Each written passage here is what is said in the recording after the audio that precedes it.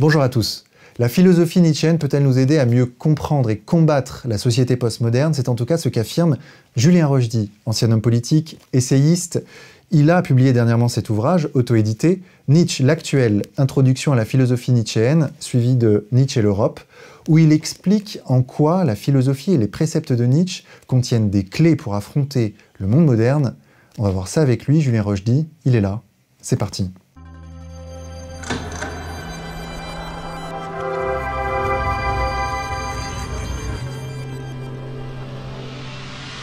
Julien Rochdy, bonjour. Salut Vincent. Pourquoi Nietzsche est-il actuel? Pourquoi Nietzsche est-il actuel? Parce que je pense que c'est l'un des rares philosophes qui nous permet effectivement de comprendre le monde actuel et en plus de nous permettre d'être encore plus forts dans ce monde-là.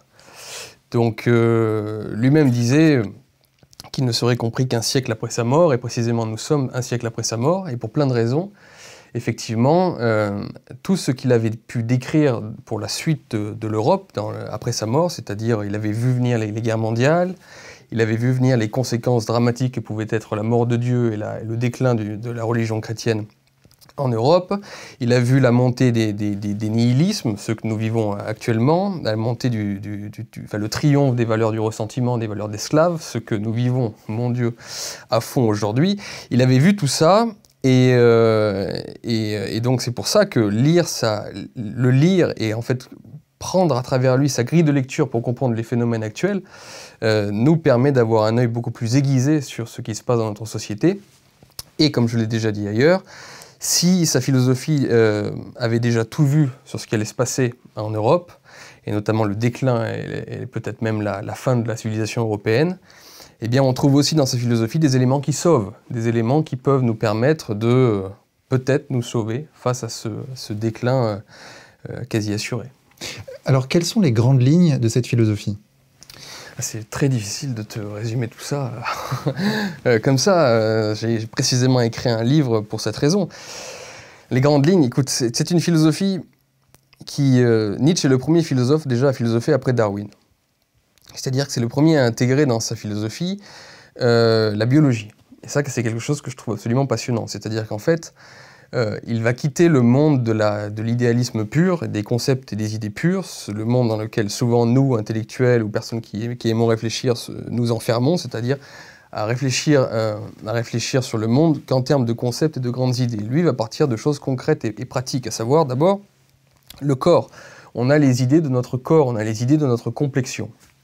Donc ça, c'est un premier élément de ces philosophies qui nous permet en fait à chaque fois, quand on est face à un phénomène, plutôt de nous demander quoi, on va se poser la question qui, pourquoi, en quel intérêt en fait un tel ou un tel développe telle idée, développe telle philosophie et proclame telle idéologie. C'est déjà un point absolument fascinant chez Nietzsche. Un point de rupture avec Socrate. Un point de rupture avec Socrate, un point de rupture avec une bonne partie de la philosophie occidentale qui a cette tendance idéaliste, c'est-à-dire à couper totalement l'esprit du corps, la matière et l'idée. Là, effectivement, Nietzsche raisonne après Darwin, où toutes les idées sont des conséquences finalement de notre complexion, c'est-à-dire de notre façon de vivre et même de notre force physique, en fait, de notre force pas physique au sens de nos muscles, mais notre force vitale, pardon, notre volonté de puissance. La volonté de puissance que chaque être humain peut avoir, ou même n'importe quelle particule en fait dans le monde, le monde étant composé d'une infinité de particules qui s'affrontent les unes aux autres, eh bien, le niveau de volonté de puissance qui est la volonté de vivre que nous avons en nous détermine un certain nombre d'idées, détermine un certain nombre de façons de concevoir le monde. Et ça, c'est quelque chose d'absolument fascinant chez Nietzsche. Alors ça, c'est un premier élément, et à partir de là, eh bien, on peut comprendre des différents types de moralité. Une moralité qui est beaucoup plus du côté de ce qu'il va appeler les valeurs des esclaves, des faibles, c'est-à-dire des valeurs qui cherchent à se venger de la vie, c'est-à-dire à cause d'un déficit de volonté de puissance, d'un déficit de force, eh bien, on va chercher à se venger de la vie pour essayer de réduire les éléments qui peuvent donner une certaine dignité, notamment à l'homme. Ou au contraire, quand on est un produit accompli de la nature et de la force, et qu'on accepte le destin tragique de la vie, on est plus du côté des valeurs des forts, des aristocrates, et donc là, on est du côté de la création, du côté de tout ce qui fait honneur au genre humain, en quelque sorte. Et donc voilà, il y a plein d'éléments comme ça, je sais pas, je pourrais continuer pendant 2 heures. Ce livre est fait pour ça. J'ai écrit ce livre vraiment pour introduire, si tu l'as lu, c'est ce que tu as vu sans doute, Bien sûr. pour introduire tous les lecteurs qui peuvent avoir peur face à Nietzsche. Nietzsche est un philosophe qui peut inquiéter, notamment, c'est une stature, c'est une immense figure de la philosophie occidentale. Là, j'ai voulu donner une introduction sur tous ces grands concepts, et une introduction toujours connectée avec le monde actuel. Parce que, comme tu me disais au tout début de l'entretien, eh bien, ou plutôt comme tu m'interrogeais au début de l'entretien, c'est un philosophe actuel, et tous ces concepts servent pour comprendre le monde et l'affronter. Alors, Nietzsche est quand même un philosophe qui divise, et notamment dans cette vision, dans cette morale des forts et du mépris des faibles. Qu'est-ce que toi tu en penses de ça? À savoir que pour le destin d'un fort puisse s'accomplir, peu importe que les masses, que les pauvres gens périssent, souffrent.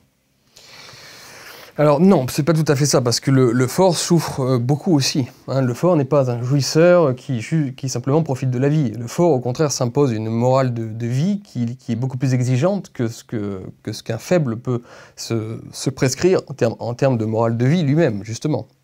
Donc le fort est quelqu'un qui passe souvent par des états de faiblesse et de souffrance immense. D'ailleurs, Nietzsche lui-même est quelqu'un qui est profondément maladif, quelqu'un qui passe son temps à affronter une maladie profonde en lui, qui parfois le laisse des jours et des semaines, voire des mois entiers au lit, couché, à vomir, à être aveugle, à souffrir le martyre.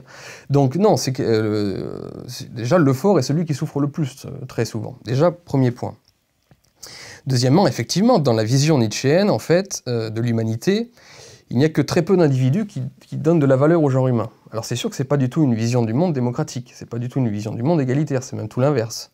Dans le sens où il est dans cette espèce de culte des héros qu'on a pu voir au XIXe siècle aussi, avec Carlyle par exemple, le philosophe anglais, c'est-à-dire, et à l'inverse de la tradition républicaine française à laquelle peut-être tu appartiens, qui fait plutôt la part belle au peuple, avec Michelet, c'est le peuple qui fait le mouvement de l'histoire, et ainsi de suite. Non, Nietzsche fait partie du côté des élitistes, où en fait, il n'y a que très peu d'individus qui font avancer l'humanité. Très peu d'individus qui font avancer, et très peu d'individus qui font honneur à l'humanité. Et ces individus, ce sont les créateurs, ce sont même certains grands hommes politiques, mais surtout les artistes, les scientifiques, les gens qui ont cette étoile en eux qui permet d'éclairer le monde. Et donc, Nietzsche, effectivement, considère qu'une société est grande dans la mesure où elle est capable de susciter et de sécréter ce genre d'individus. Et plus la société est décadente et faible, moins elle est capable de susciter l'émergence de tels individus. Il en vient même quand même à appeler de ses voeux l'effondrement. Si cet effondrement amène l'émergence de ce destin grandiose, comme Napoléon. Il explique la vertu de la Révolution a été d'amener Napoléon. Alors oui, il n'y a pas de philosophie, encore une fois, il n'y a pas de bien et de mal, il est au-delà du bien et du mal, Nietzsche. Donc il ne va pas dire, tiens, il faut ça pour produire ça, ou ainsi de suite. Il analyse, il constate. Et il dit effectivement, la Révolution est l'héritière plutôt de la morale des faibles, parce que c'est une vengeance contre une aristocratie, c'est un universalisme plat, enfin bon bref, je peux attaquer la Révolution si tu veux maintenant, j'adore, c'est un sujet que j'adore, mais effectivement il va attaquer la Révolution, mais il va dire, regardez, dans cette Révolution naît la volonté de puissance incarnée et l'homme, c'est-à-dire contre Rousseau, la femme, arrive l'homme personnifié qui est Napoléon. Oui, il y a ça dans Nietzsche, mais après il ne souhaite pas du tout la catastrophe. Il constate qu'effectivement, la civilisation européenne court à sa perte. Ça, c'est quelque chose qui est fondamental chez lui, qui est très prégnant, qui l'inquiète énormément.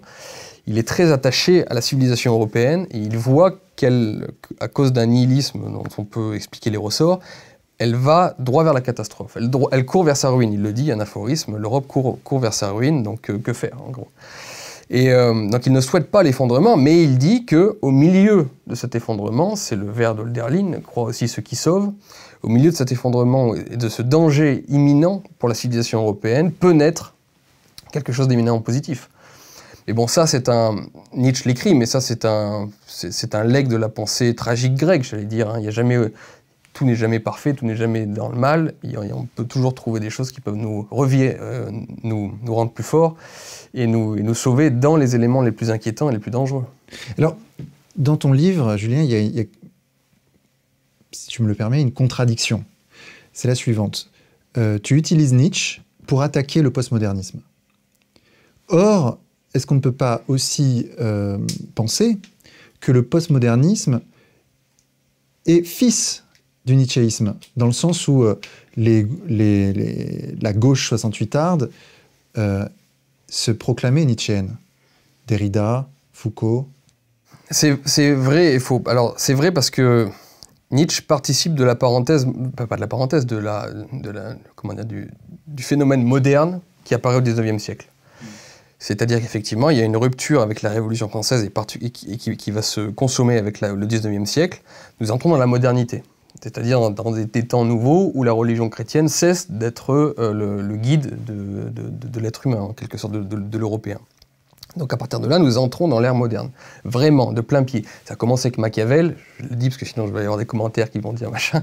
Ça a commencé avec Machiavel, la Révolution est un événement central de la modernité, et c'est le 19e siècle qui vraiment nous fait entrer de plein pied avec l'industrialisation et tout le reste.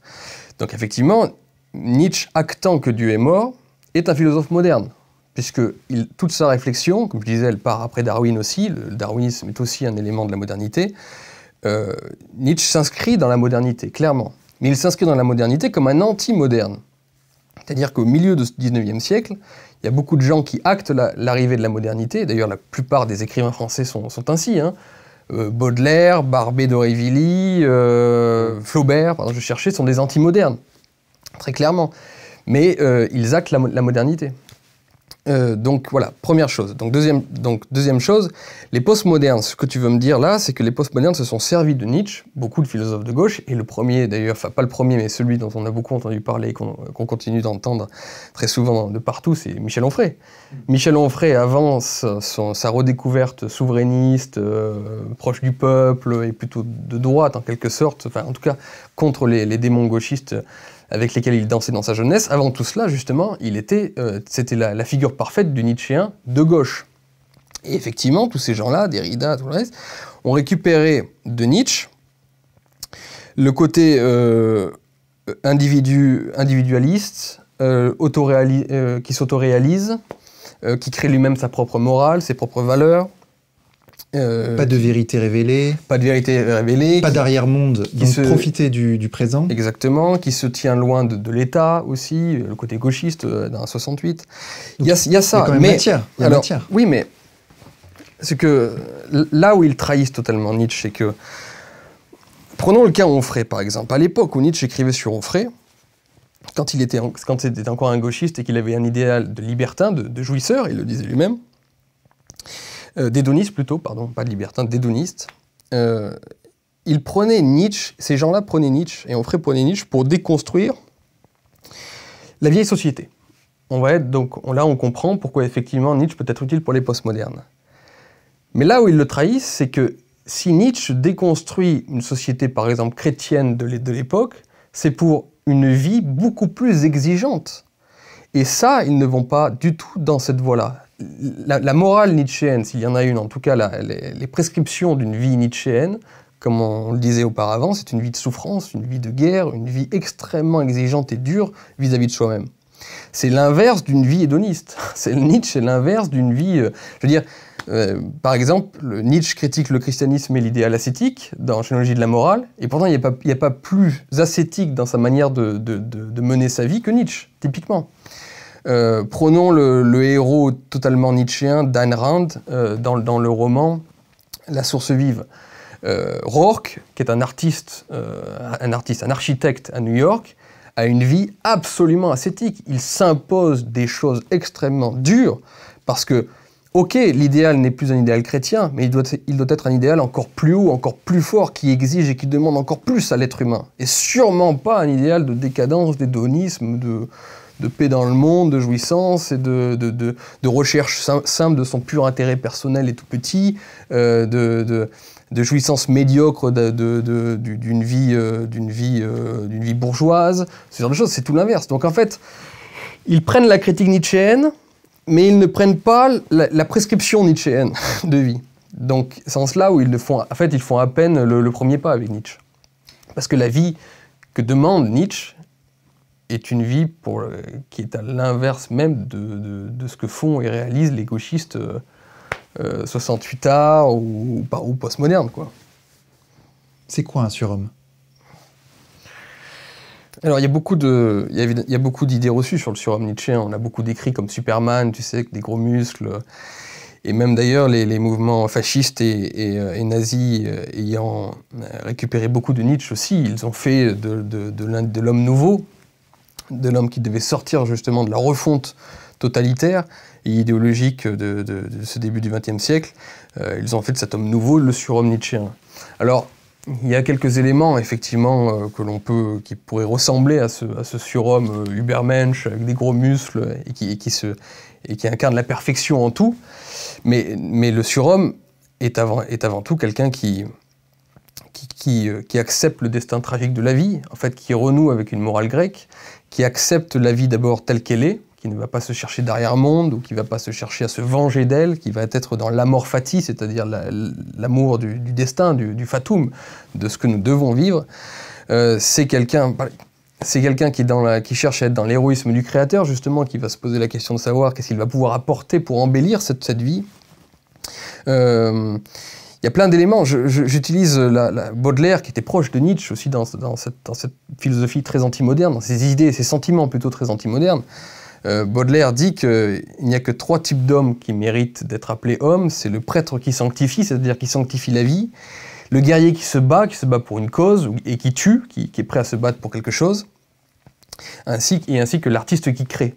Et il dit tout le reste mérite le fouet. En gros, si tu n'es ni un artiste qui crée quelque chose, si tu n'es ni un guerrier qui te bat pour une cause, et si tu n'es ni un prêtre qui sanctifie la vie, c'est-à-dire qui va prier pour la beauté de cette vie et qui va aimer profondément la vie, la sanctifier, alors tu ne vaux pas grand-chose. Et évidemment, nous autres, peut-être toi tu es un artiste ou un combattant, je ne sais pas, mais on peut essayer chacun dans nos vies d'être proche de l'une de ces 3 figures dans notre vie. Et plus on s'en rapproche, plus on va être dans cette conception du surhomme. Essayer de créer, ou à défaut, d'aider les créateurs.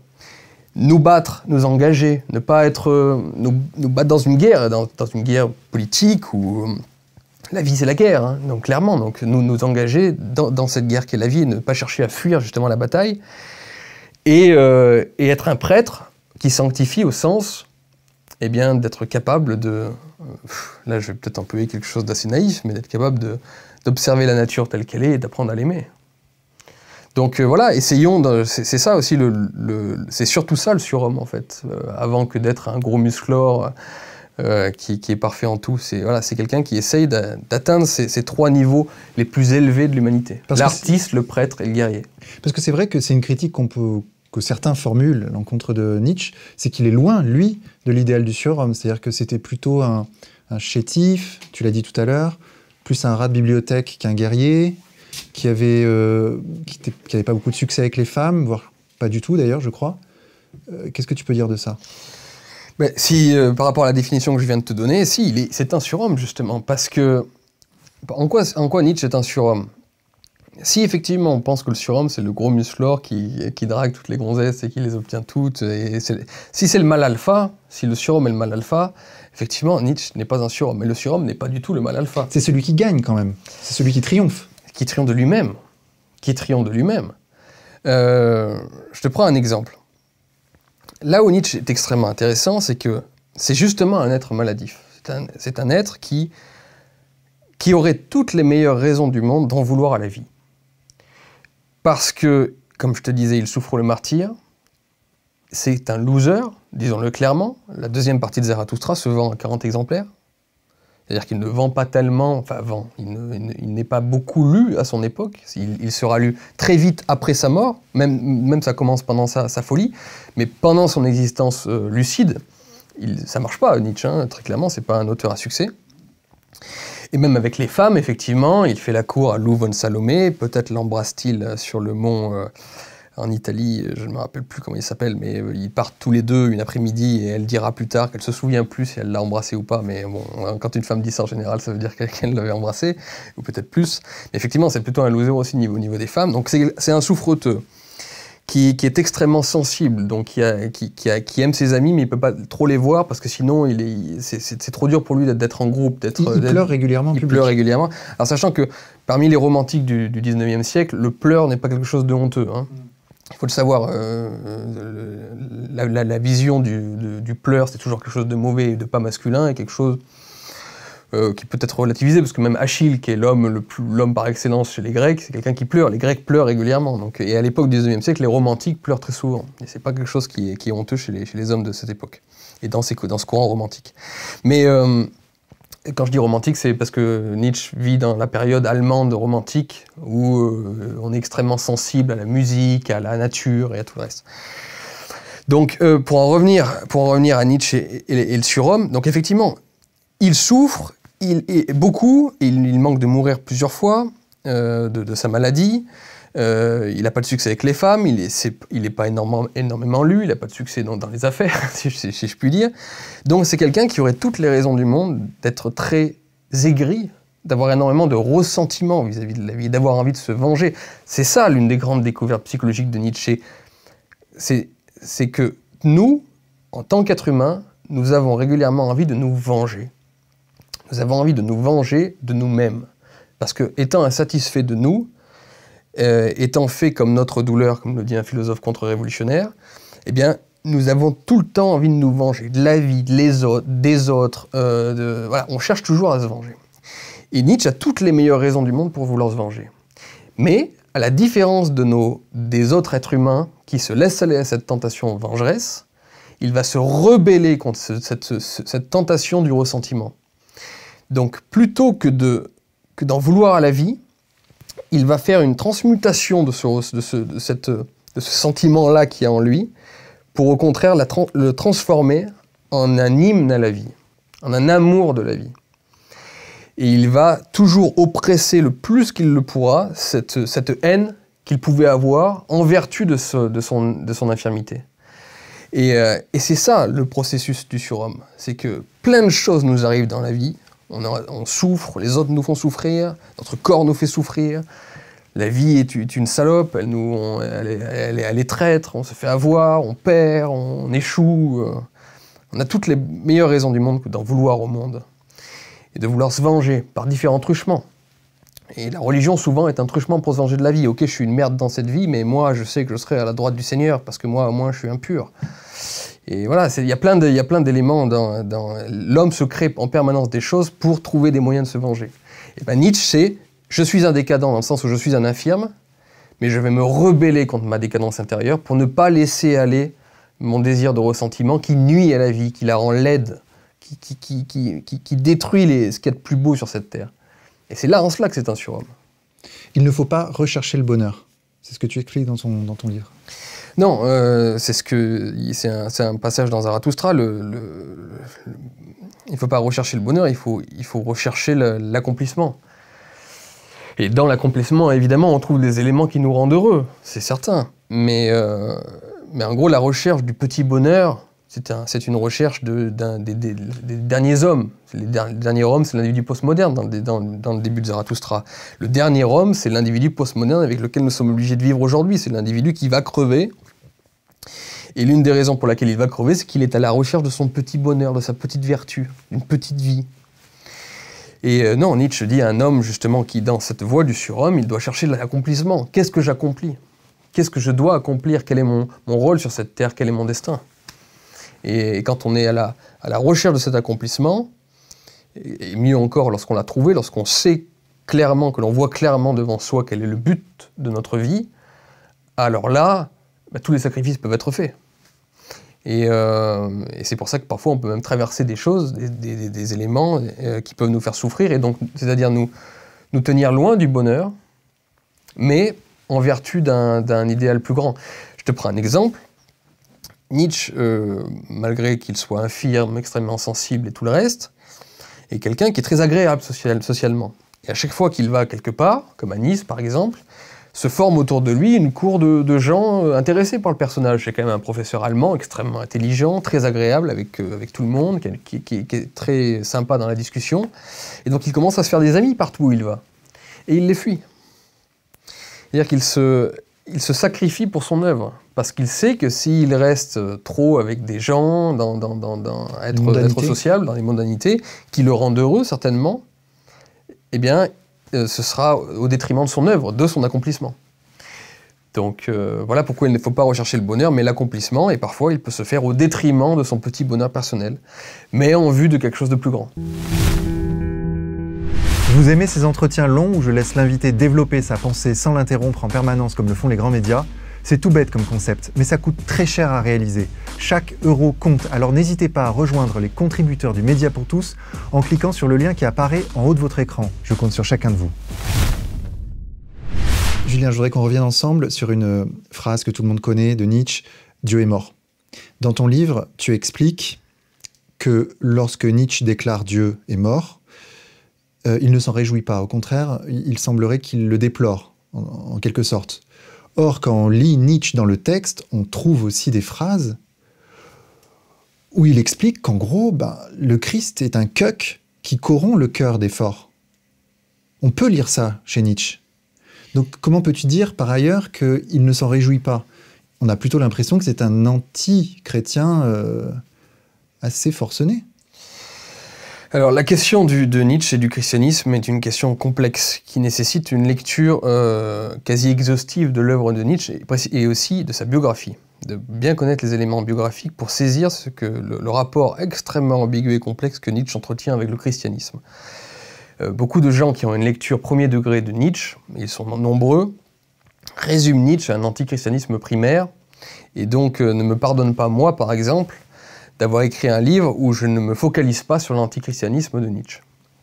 Bon, alors, parce qu'effectivement ça soulève beaucoup de questions, un jour je ferai une vidéo longue là-dessus, je parlerai énormément de ce sujet, mais pour te répondre un petit peu, alors premièrement, il dit Dieu est mort, au sens où c'est l'acte fondateur de la modernité, où on se passe de Dieu désormais pour mener les affaires de la cité et mener nos affaires humaines. Donc là, il le dit, il l'écrit dans le Gai Savoir, mais il le fait dire par un insensé, qui le déplore. Dans l'aphorisme de l'insensé qui dit Dieu est mort, il se plaint, il dit « Nous les meurtriers des meurtriers, qu'avons-nous fait? Nous avons tué Dieu. » Donc, premièrement, sur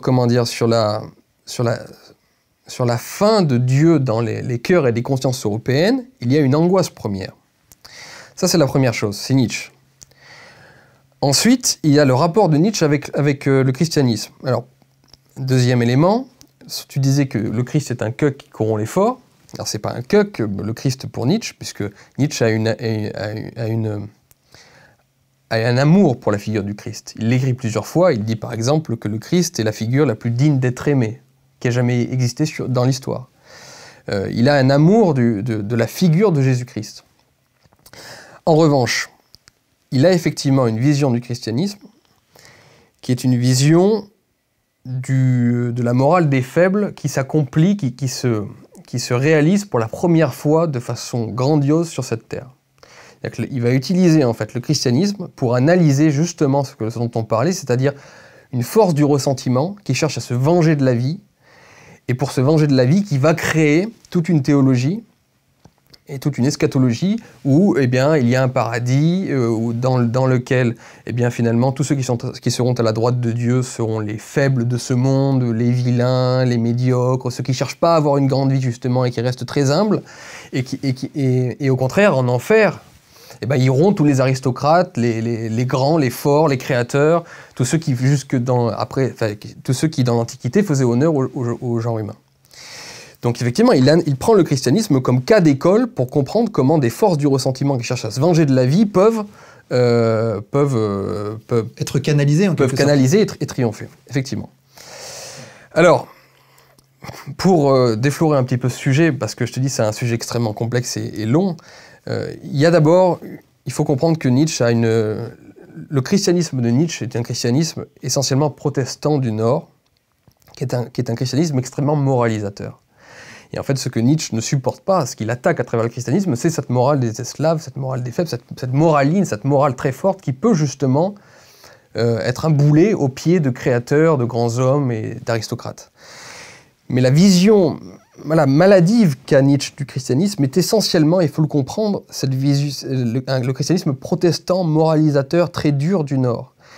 Et il aura une vision beaucoup plus détendue quand il ira en Italie et qu'il rencontrera le catholicisme latin de l'Église, qu'il ira jusqu'à défendre justement contre Luther.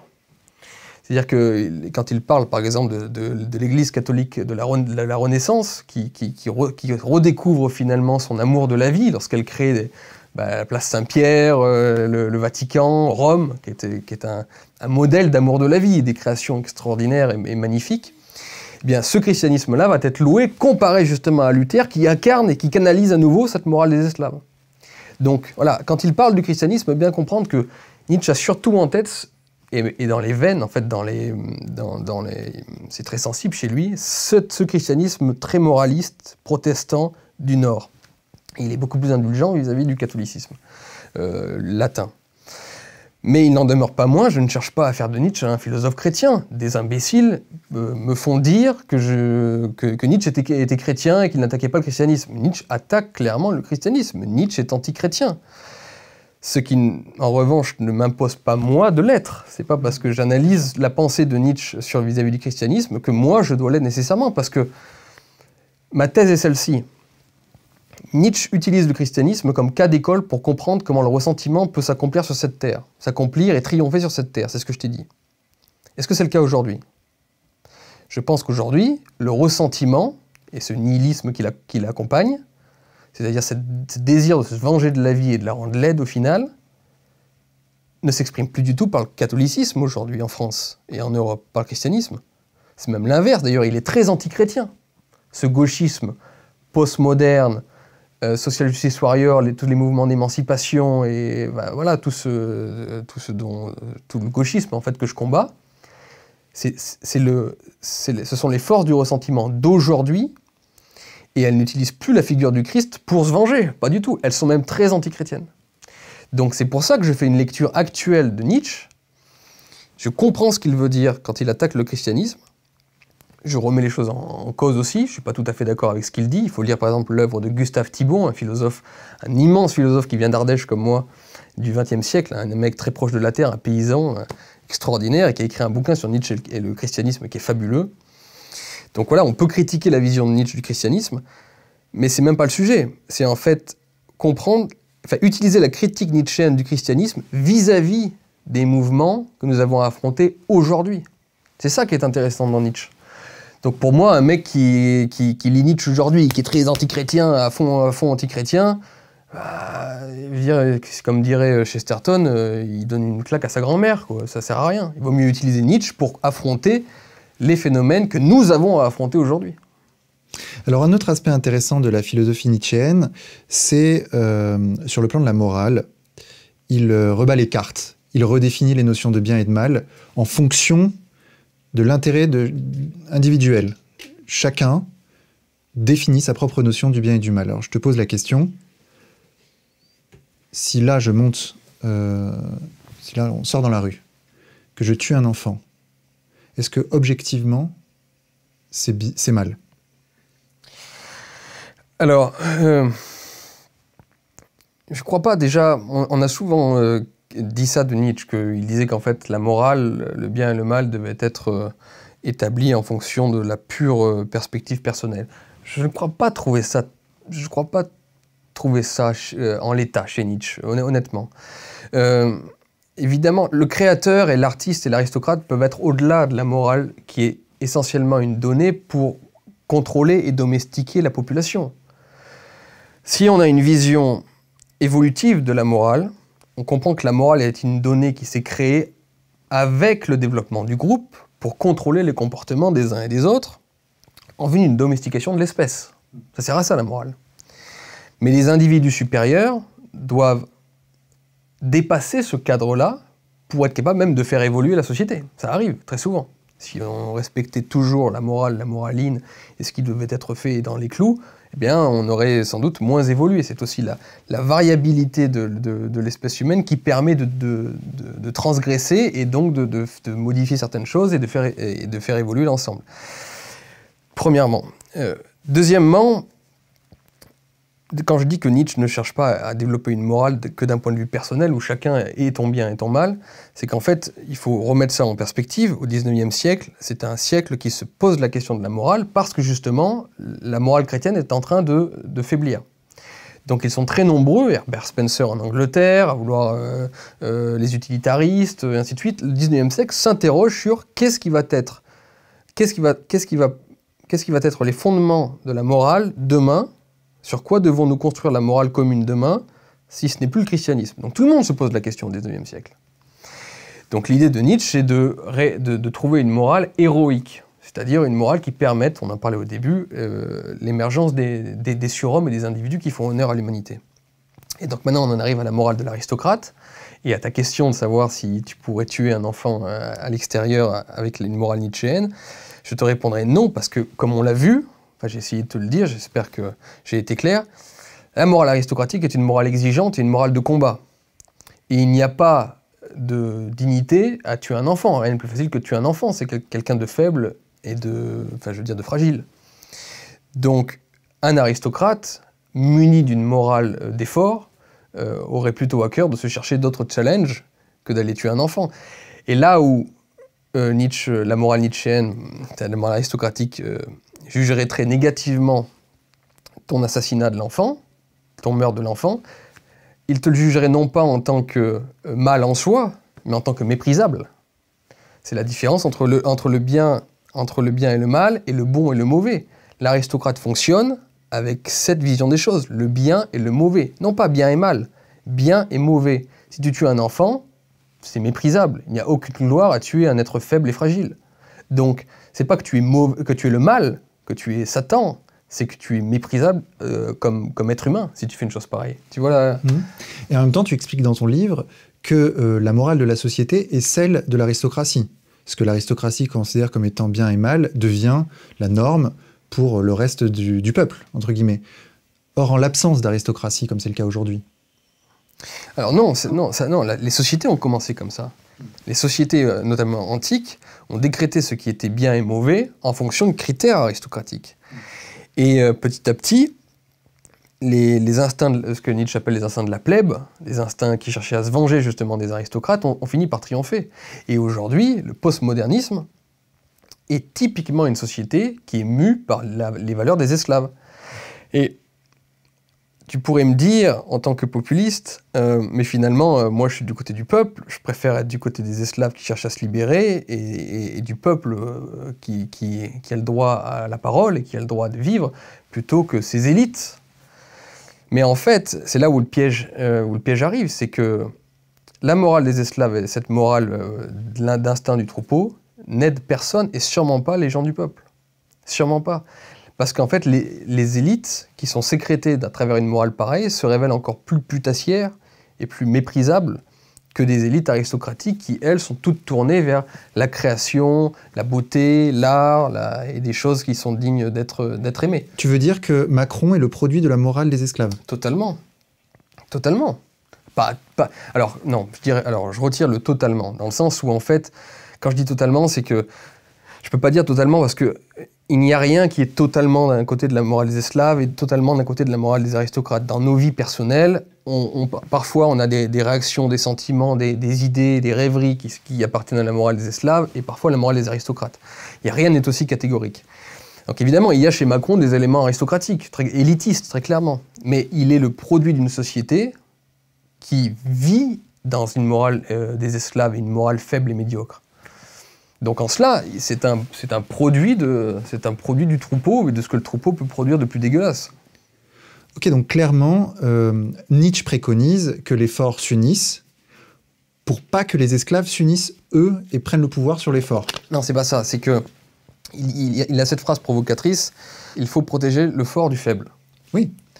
Et ce qui est provocateur, parce que normalement on doit protéger le faible du fort. C'est le fort qui peut être un oiseau de proie et qui peut faire du mal au faible. Et en fait, c'est là où il est anti-Darwin. C'est qu'il va montrer, tu sais, Darwin, c'est la théorie du fitness, c'est-à-dire la survie du plus apte et du plus fort, et le plus faible disparaît. C'est ça la base de la théorie de l'évolution de Darwin. Et il va critiquer Darwin en disant, quand on regarde la nature et l'histoire des sociétés humaines, on s'aperçoit que c'est souvent les éléments pas forcément les plus accomplis, les plus belles, les plus beaux, pardon, qui survivent et se perpétuent. Au contraire, ce sont des gens qui meurent assez rapidement. Et c'est plutôt les bactéries qui se maintiennent très bien dans la vie. Un virus, comme le coronavirus, je ne sais pas, mais un virus ou une bactérie, est plus armé dans la survie pure je sais pas, un élément extrêmement complexe, comme un éléphant, par exemple, un animal complexe, intelligent, tu vois.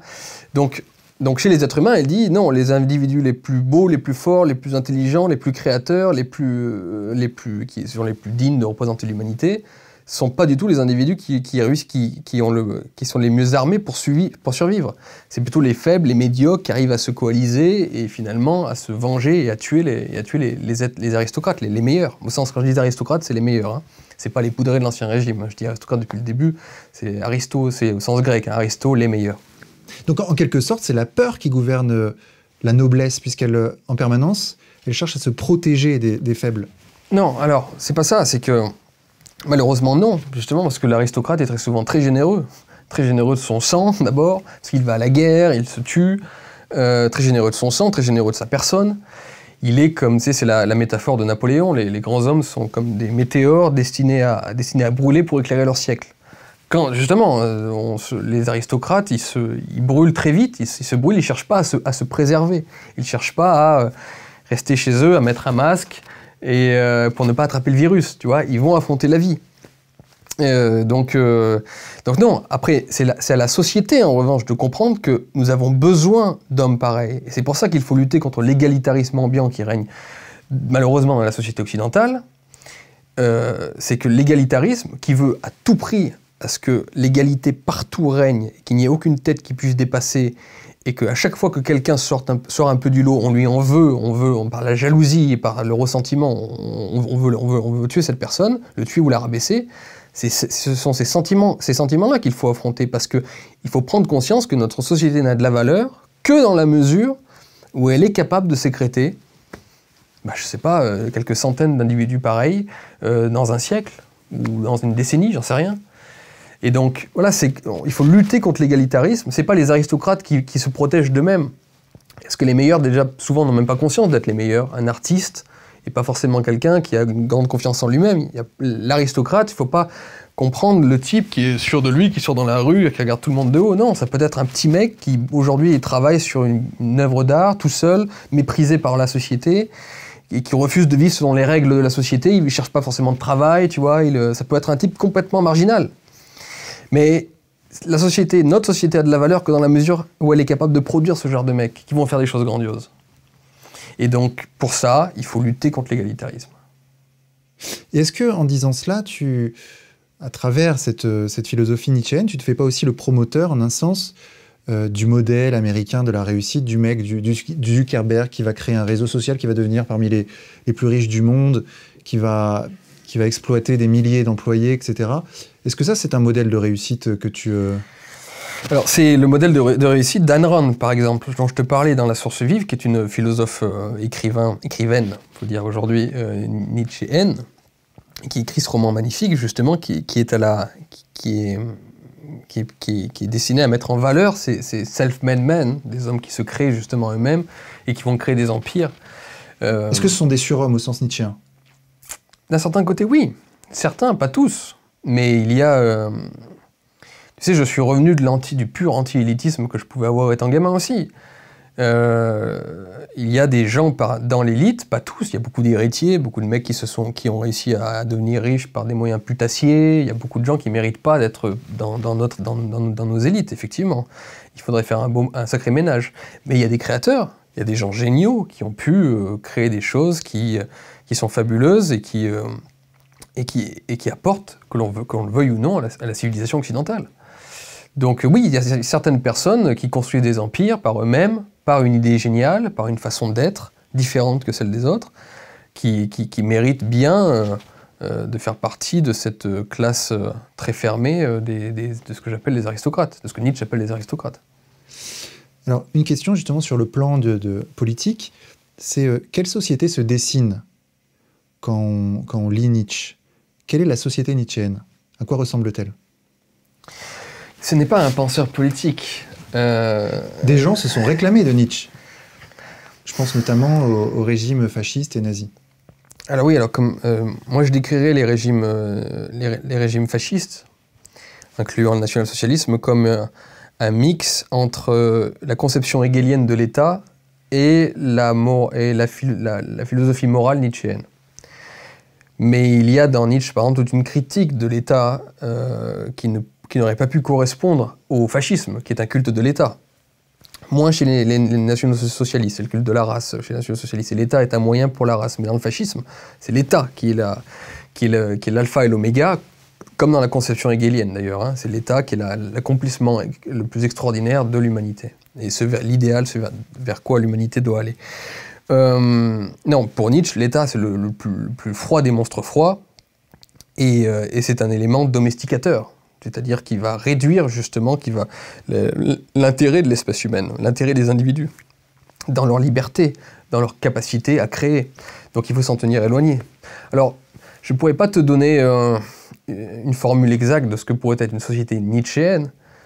En revanche, je peux te dire que moi je suis plutôt un nanar de droite, et je pense qu'en cela, je suis nietzschéen évidemment en cela, et que je pense qu'on aurait eu une correspondance par rapport à ça, c'est-à-dire tenir énormément à sa liberté personnelle, mais vivre selon des valeurs qui ne soient pas décadentes. La Grèce sous Périclès, c'est un exemple pour Nietzsche?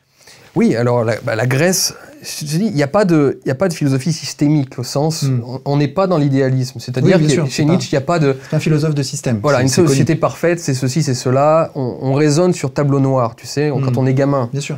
Moi, quand j'étais gamin, ma première réflexion, c'était de chercher l'état idéal. Quel pouvait être l'état idéal? Alors, il fallait un empereur. Et il fallait qu'il y ait que le système de transmission du pouvoir soit adoptif. C'est ce qui se passe, c'est ce qui marche le mieux. Bref, tu construis des systèmes dans ta tête. Et on est des êtres humains, on a tous besoin de se construire des systèmes pour vivre. Nietzsche, c'est pas du tout comme ça. Donc, il va pas dire ça c'est bien, ça c'est mal. Mais en revanche, effectivement, quand il regarde la Grèce antique, il voit un petit peuple, à savoir les Athéniens, qui sont créateurs d'art comme jamais, qui ont une volonté de puissance dont ils n'ont pas peur, et qui construisent un empire, l'empire athénien, la Ligue de Délos. Qui ne sont pas la caricature qu'on fait d'eux, d'ailleurs, c'est ce que tu dis dès le préambule de ton livre. Et c'est la découverte de Nietzsche, d'ailleurs, au début de sa vie intellectuelle. Oui, alors ça, c'est quelque chose d'extrêmement intéressant quand on le met en corrélation avec aujourd'hui aussi, avec une philosophie de vie personnelle. On a une image des Grecs très souvent, en tout cas au 19e siècle avec Winckelmann, c'est l'idée qu'on avait des Grecs, à savoir des êtres extrêmement erratiques, tu sais... Je les compare un peu aux elfes de Tolkien. Je les compare, oui, on a l'idée que c'était un peu les elfes de Tolkien, tu vois, toujours très graves, très, très calmes, très tempérés. Alors qu'en fait, il montre que non, les Athéniens, enfin, surtout les Grecs et surtout les Athéniens étaient bouillonnants, faisaient la fête, étaient bouillonnants, il y avait un chaos en soi, en eux-mêmes. Donc la grandeur provient de ce chaos bien davantage que une sorte de totale maîtrise de soi, tu vois. Y compris leurs philosophes d'ailleurs, qui étaient du même acabit. Oui, exactement. Platon était un lutteur, etc. Platon, oui, voilà, c'était des gens qui avaient une connexion avec la vie, et la vie réelle, la vie terrestre.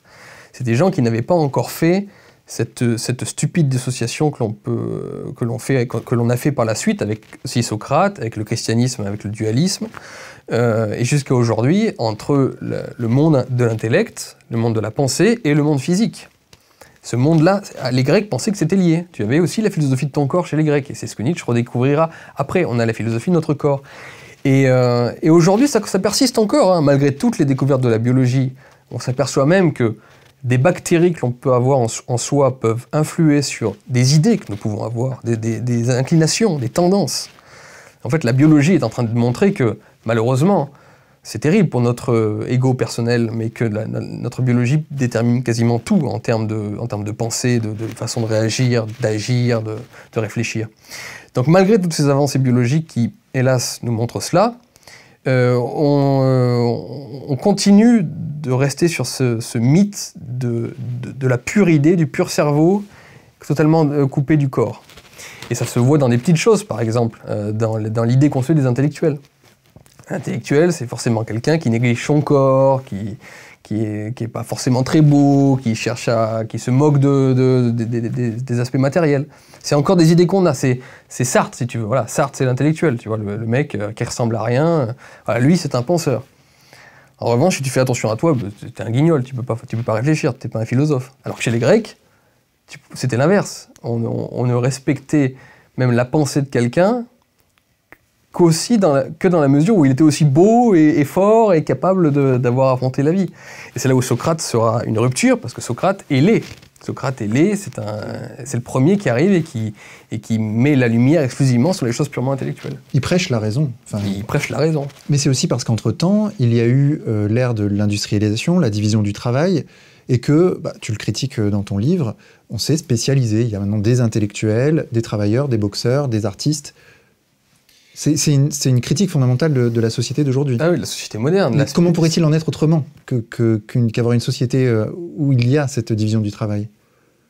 C'est irréversible. Non, pas du tout. Aujourd'hui, on pourrait estimer, ça ce sera dans d'autres travaux que je ferai, mais on pourrait estimer que, justement, désormais, avec la robotisation, avec des éléments de toute la technique et la technologie, on pourrait enfin retrouver une vie qui pourrait ressembler à celle des Athéniens et des aristocrates de l'Antiquité, qui était une vie oisive, dans le sens où ils n'avaient pas à travailler, mais consacraient leur vie à des activités supérieures.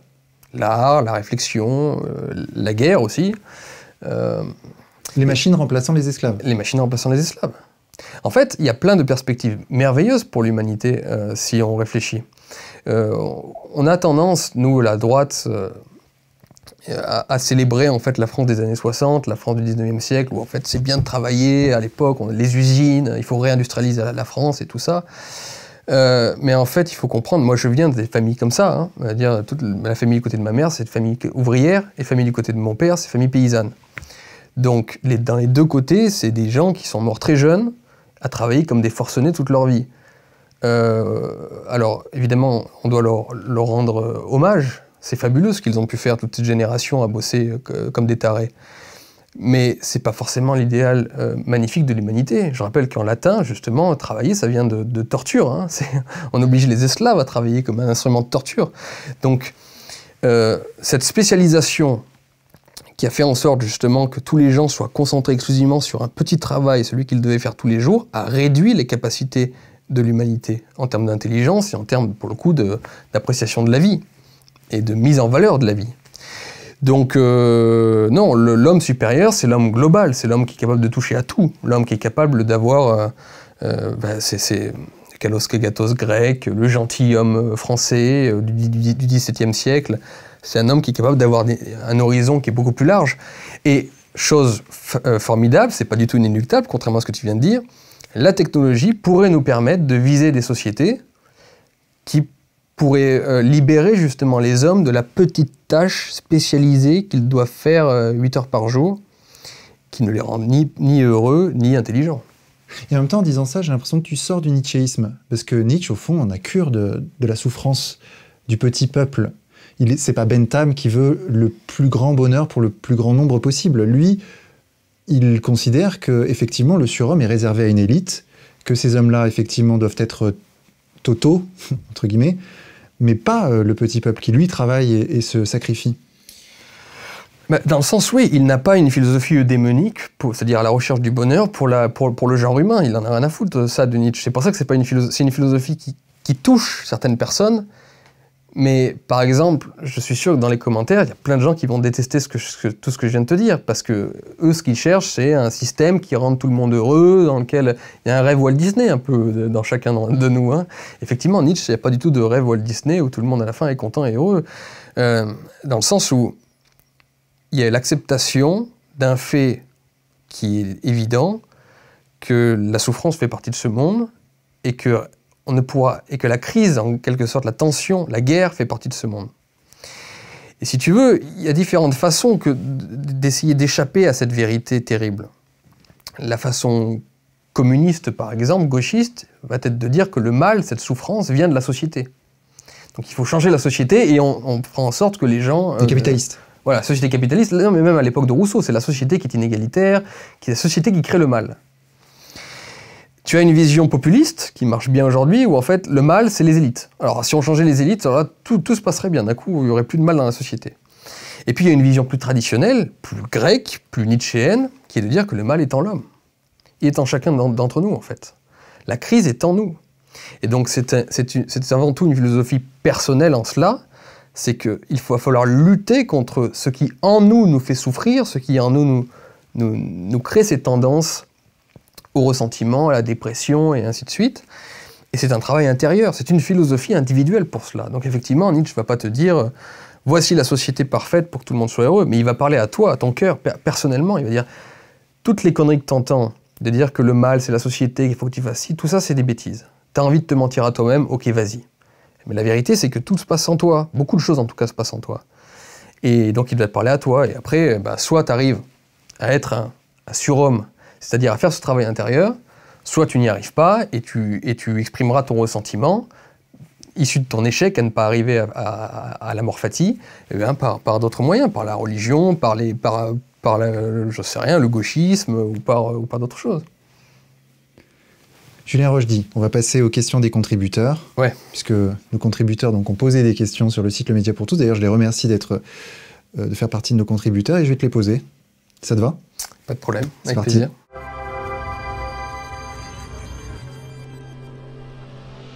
Question de Volt21. Vous utilisez sans cesse les étiquettes droite et gauche. Pourquoi vouloir remettre au goût du jour cette division politique binaire et dépassée? Macron en est l'exemple parfait. Il se dit de gauche et de droite. Les gens qui se disent de droite disent qu'il est de gauche et les gens qui se disent de gauche disent qu'il est de droite. Qu'est-ce que tu vas dire de ça? Alors, il faut bien distinguer ce qui appartient à la sphère purement politique et à la sphère idée philosophique politique, de philosophie politique. Je persiste et signe, notamment que je fais un travail en ce moment sur la philosophie contre-révolutionnaire, je persiste et signe pour dire que la droite et la gauche, ça existe en termes de philosophie politique, en termes de tendance, en termes de choix, en termes de façon, de grille de lecture, en termes de façon d'appréhender la société, d'appréhender l'homme, d'appréhender la cité. La droite et la gauche, ça existe d'un point de vue philosophique, que vous le vouliez ou non. Je sais que ça déplaît à beaucoup de gens aujourd'hui, mais ça existe. Et je vous montrerai, je vous prouverai par mon travail que ça existe. Et je ne suis pas le seul. Et donc Macron est de gauche, alors, pour toi? Oui, Macron est un libéral. Et pour moi, le libéralisme, c'est pas que pour moi d'ailleurs, hein, ça fait partie du monde des idées. Le libéralisme est né à gauche, très clairement. Depuis, on peut commencer même à Voltaire. Voltaire et la pensée libérale, même s'il y a dans le libéralisme des éléments conservateurs, il y a un libéral conservatisme, mais Macron est un libéral progressiste. Et le libéral progressisme, des orléanistes, enfin de tout ce que vous voulez, c'est une philosophie de gauche. Alors après, si on pense que la gauche, c'est nécessairement le socialisme et le marxisme, je ferais dire que même Marx ne s'est jamais dit de gauche.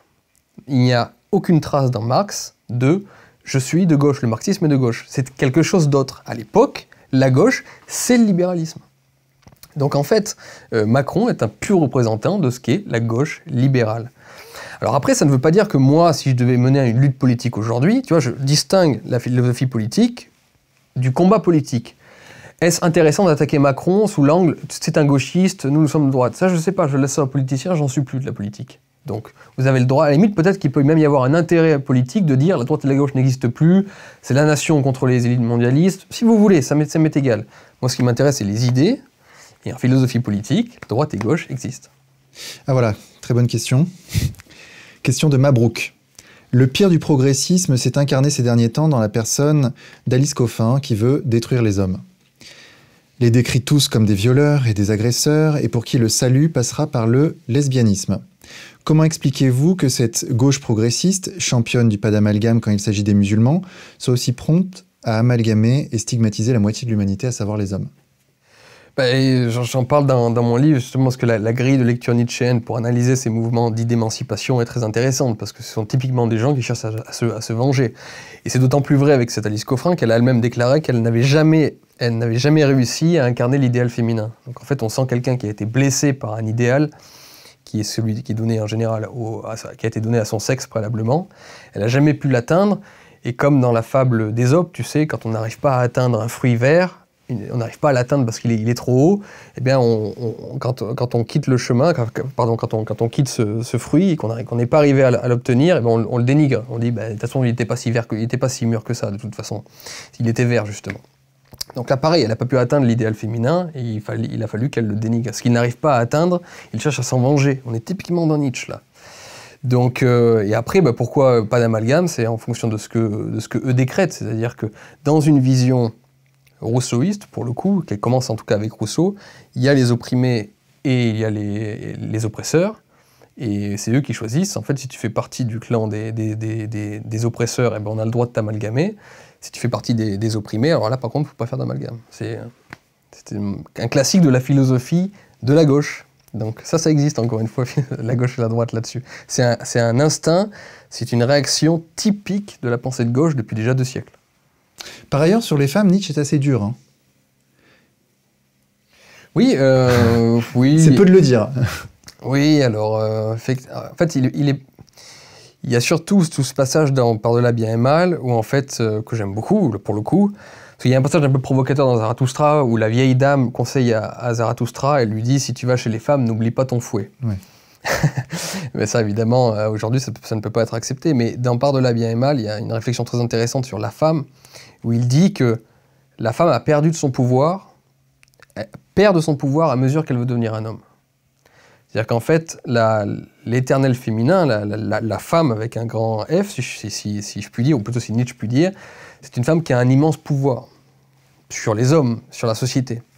Et plus la femme a voulu singer l'homme, plus dans le processus moderne et démocratique et égalitaire, elle va vouloir devenir un homme, plus en fait elle va perdre le pouvoir qui était le sien. Et ça, il y a toute une réflexion de Nietzsche là-dessus que je trouve pour le coup très vraie et qui se vérifie aujourd'hui. Je pense que la femme est moins, d'ailleurs il y a des études qui le montrent, est moins respectée aujourd'hui que ce qu'elle pouvait l'être à l'époque de ma grand-mère. Et il n'est pas certain, alors certes on la voit faire des différents boulots, avoir intégré la plupart des jobs aujourd'hui, mais il n'est pas sûr que la femme, en tant que femme, a plus de pouvoir aujourd'hui que ce qu'elle pouvait l'avoir à l'époque. Contrairement à tout le récit patriarcal, machin qu'on entend aujourd'hui. En vérité, moi je viens de famille latine, la femme latine a toujours eu un pouvoir monumental dans la maison, et donc la maison étant le début de toute société, également dans la société. Et aujourd'hui, à vouloir singer un homme, une femme n'est plus ni femme ni homme, et je pense que Nietzsche a raison là-dessus. Elle perd finalement de son pouvoir. Alors qu'une femme féminine, d'ailleurs crois-moi, tu le sais sans doute, une femme féminine qui sait jouer de sa féminité, sait quel pouvoir elle peut obtenir de cela. Question de Aurel T. Si je comprends bien, pour Nietzsche, ce que nous pensons, les valeurs auxquelles nous croyons, la manière dont nous agissons, tout ceci est dicté par notre être, par ce que nous sommes profondément, par notre corps. Le juste n'existe plus que des visions de ce qui est juste, en fonction de nos intérêts individuels. Le nietzschéisme n'est-il donc pas, alors, le pire des relativismes ? Non, parce qu'à condition de penser qu'on ne puisse pas trop tirer une vérité de la Terre et du matériel. Si on pense que, comme disait, la Terre ne ment pas, au sens que l'existence, la vraie existence concrète ne ment pas, on peut arriver à tirer une échelle de valeur, justement, du concret et du corps. Imagine qu'on arrive, et sans doute qu'on y arrivera avec la biologie, qu'on arrive à classifier de façon quasi scientifique les pensées qui nous viennent quand on est en bonne santé et quand on sent la vie en nous, et les pensées qui nous viennent quand, au contraire, on est dans la dépression, qu'on est malade, qu'on se sent mal en nous-mêmes. Ça, c'est pas relatif du tout, puisqu'au contraire, ça veut dire qu'on pourra tirer une morale de principes biologiques. Ce qui fait très peur aux gauchistes, d'ailleurs, parce que la morale de la nature et une morale biologique n'est pas très amène, en général. Mais donc, c'est pas quelque chose de relativiste. Nietzsche disait qu'il fallait réfléchir en marchant. Oui, typiquement. Typiquement. C'est pas quelque chose à relativiser, ça. Quelque chose... Alors évidemment, à son époque, on n'a pas les connaissances biologiques que nous avons aujourd'hui, mais peut-être qu'un jour, on arrivera à classifier justement ces idées qui nous viennent par la force, qui nous viennent par l'exercice physique, qui nous viennent d'un surplus de vie, et les idées qui nous viennent d'un déficit de vie. Est-ce que ça vous est jamais arrivé? Ça t'est jamais arrivé, ça? Moi, je ressens très profondément cette pensée nietzschéenne parce que quand tu te réveilles le matin, par exemple, que tu es fatigué, que tu as mal dormi, ou que tu te couches le soir, tu n'as jamais eu l'impression que les idées qui te viennent en tête sont forcément plus dépressives, sont pas forcément très belles, tandis que quand tu fais de l'exercice, que tu fais du sport, que tu es joyeux, que tu réussis quelque chose, bah, d'un coup, les idées qui te viennent sont beaucoup plus constructives, positives, moins dans la vengeance, moins tu as moins envie d'être dans la haine, tu as moins de haine en fait. Il y a aussi ça, le ressentiment c'est la haine. Donc voilà, ben, c'est pas quelque chose de relativiste, ça, pas du tout. Pour conclure, quel conseil, toi Julien, tu donnerais aux gens pour qu'ils se rapprochent de la morale nietzschéenne? Un conseil pratique, très pratique. De faire attention à leur corps. Quand même, ça part de là, de cette biologie. Il y a plein de choses, hein, mais de faire attention au corps. On vit dans une époque nihiliste où on a des idées aussi destructrices précisément parce qu'on vit dans un environnement qui nous détruit, en fait, qui nous détruit notre corps et donc notre âme étant relié. Quand je dis faire attention au corps, c'est pas faire de la muscu, c'est faire du... Oui, de respirer, d'aller prendre le grand air, tu vois, de voir des belles choses. Tu vois, comment quelqu'un qui vit en centre-ville, dans un 20 mètres carrés, comme j'ai vécu, comme toi aussi sans doute, et comme la plupart des citadins, qui vit dans un 20 mètres carrés, dans un endroit dégueulasse, qui est tagué de partout, qui est pollué, qui bouffe au Starbucks ou au McDo, qui bouffe mal, super sucré, qui bouffe mal, qui regarde la télévision, Netflix, qui regarde que de la merde, qui passe son temps sur un écran, à regarder des conneries, qui vit dans un endroit pourri, dans un petit endroit où tout est petit, qui fait un travail justement dans une spécialisation, un truc qui l'aliène. Comment un individu pareil ne peut pas développer des idées de ressentiment et de haine vis-à-vis de la vie, qu'il exprimera, il trouvera des prétextes ensuite pour les exprimer. Ce sera le gauchisme, il se mettra si c'est une fille, il se mettra les cheveux bleus, j'en sais rien. Ils chercheront toujours des prétextes pour se venger de la vie, ne comprenant pas que c'est cette façon de ne pas s'occuper d'eux-mêmes et de se laisser pourrir par l'environnement extérieur qui crée les idées pourries par la suite. Donc si j'avais un conseil, ce serait vraiment de chercher le grand air, de chercher la beauté, une âme est ce qu'elle contemple, disait Plotin, de voir des belles choses, de développer la vie qu'on a en soi, l'énergie qu'on a en soi, et là viennent des idées saines. Encore faut-il qu'il y ait du beau dans le monde. Ben, il faut aussi participer à cette création, si on le peut, d'aller dans l'art, ou d'aider les artistes, d'aider les créateurs. Ce qu'a fait Nietzsche d'ailleurs avec Wagner. Oui, ce qu'il a fait plus avec Koselleitz, oui, il était fasciné par Nietzsche Nietzsche était fasciné par Wagner au départ en tant que génie créateur, oui. Mais là, tu me demandes qu'est-ce qu'on peut faire aujourd'hui. Conseil concret, oui. Oui, voilà, c'est ça, c'est faire attention à son corps, et donc en fait développer la vie en soi. La vie est quelque chose de fragile et elle a tendance à s'amenuire petit à petit en nous-mêmes. Et on a tendance à se recroqueviller. Et vivre, c'est affronter l'existence, lui faire la guerre dans les tribulations de la vie, n'avoir pas peur de la souffrance, n'avoir pas peur d'y aller. C'est d'aller voir les choses belles, d'aller marcher en nature, de pas bouffer de la merde. Il faut essayer du mieux que l'on peut. Alors, la nature a été inégale avec les êtres humains. Il y en a qui ont beaucoup de vie en eux, qui ont envie d'avoir une vie profuse et pleine, et d'autres qui ont peu de vie en eux. Mais même ceux qui ont peu de vie en eux, qui se sentent déprimés, tout ça, il faut en fait essayer de cultiver un maximum tout ce qui développe la vie en soi.